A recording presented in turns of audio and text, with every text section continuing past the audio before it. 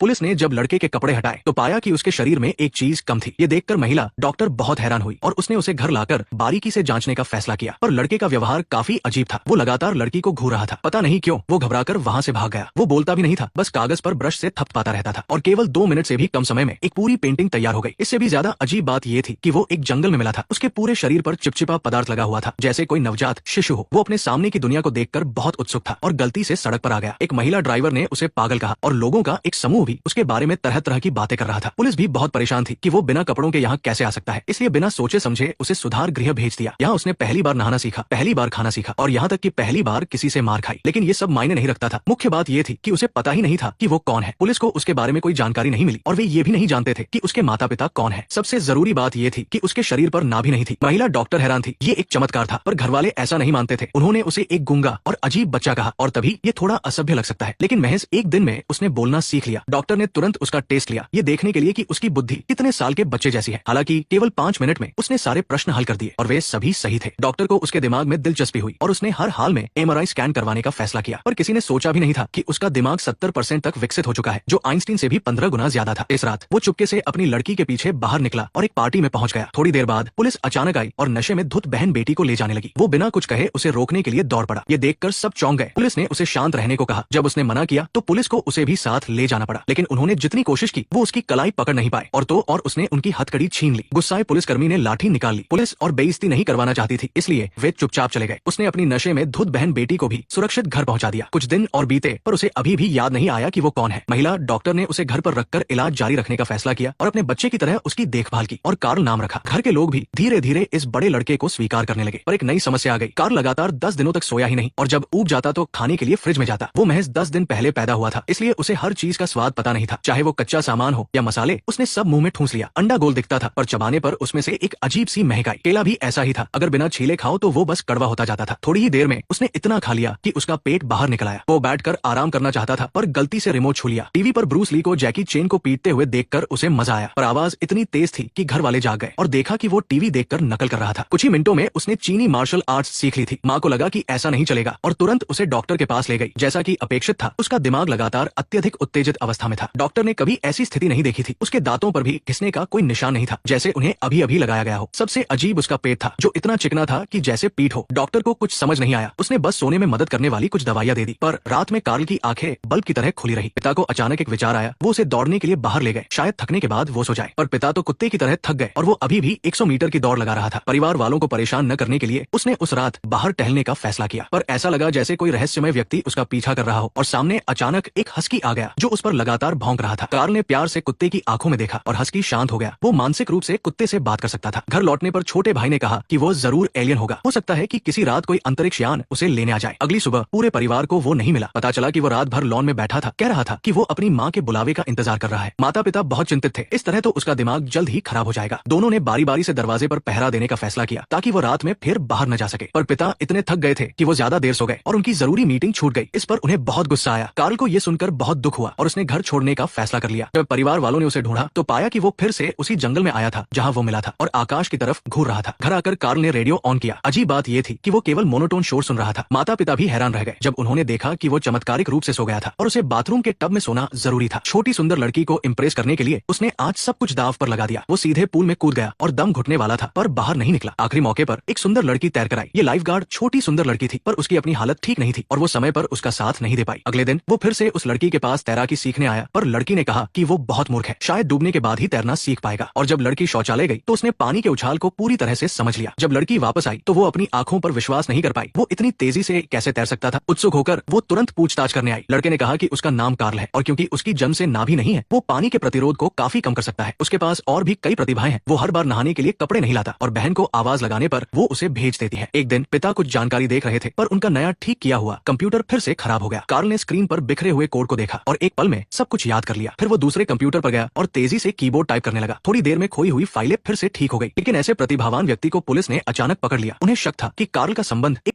मामले से है, क्योंकि जंगल में एक था जो कार्ल के मिलने की जगह से 10 मीटर से भी कम दूरी पर था और पास में एक खास प्रतीक वाला कार्ड भी मिला था। माँ ने कहा कि कार्ल को अभी कुछ याद नहीं है, इसलिए वो मदद नहीं कर पाएगा और उसे अमेरिकी ड्रामा देखने के लिए कमरे में भेज दिया। पर टीवी का सिग्नल अचानक चला गया। उसने तुरंत निर्देश पुस्तिका निकाली, 5 सेकंड में उसे जल्दी से पढ़ा और फिर उसे पता चला कि एंटीना में समस्या है। घर में सीढ़ी नहीं थी, इसलिए वो बिना सहारे के दूसरी मंजिल की छत पर चढ़ गया और टूटे हुए एंटीना को जोड़ दिया। तभी उसने देखा कि पड़ोस की लड़की वापस आ गई है। वो उससे बात करने के लिए इतना उत्सुक था कि वो छत से सीधे कूद गया, जिससे लड़की डरकर सड़क के किनारे कचरे के ढेर में भाग गई। कार्ल ने कहा कि उसके पास बताने के लिए एक अच्छी खबर है। परिवार ने उसके लिए एक नया कमरा तैयार किया है और एक अनोखा बिस्तर भी दिया है। लेकिन जब माँ कमरा ठीक कर रही थी तो उन्होंने देखा कि कार्ल ने कई पेंटिंग बनाई थी और जब उन्हें एक साथ जोड़ा तो वो रहस्यमय विशेष प्रतीक बन गया।